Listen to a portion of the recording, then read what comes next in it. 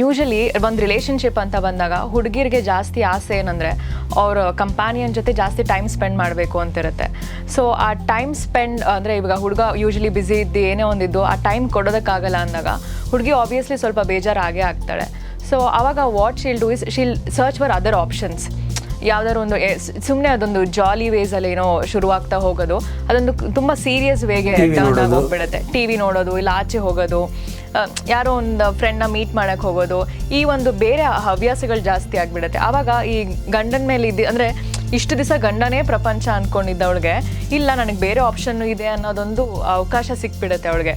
So ಅಂದರೆ ಅವಳಿಗೆ ಆ ಒಂದು Sheel get an option, okay ಇವನು ಇಲ್ಲ ಅಂದ್ರೂ ನನ್ನ ಲೈಫ್ ನಡೆಯುತ್ತೆ ಅನ್ನೋದು ಈಸಿಯಾಗಿ ಗೊತ್ತಾಗ್ಬಿಡುತ್ತೆ. ಸೊ ಹೆಣ್ಮಕ್ಳು ಜಾಸ್ತಿ ಅಂದರೆ ಇವಾಗಿನ ಕಾಲದಲ್ಲಿ ನೋಡ್ತಾ ಹೋದರೆ, ಇವಾಗಿನ ಜನ್ರೇಷನ್ ನೋಡ್ತಾ ಹೋದರೆ they have got lot of options.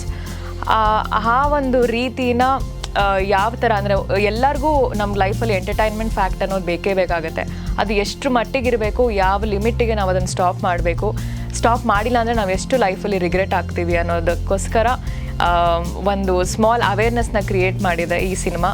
So ನಮ್ಮ ಸಿನಿಮಾ ಟಕೀಲಾನ ನೋಡಿ ಇದೇ May 16th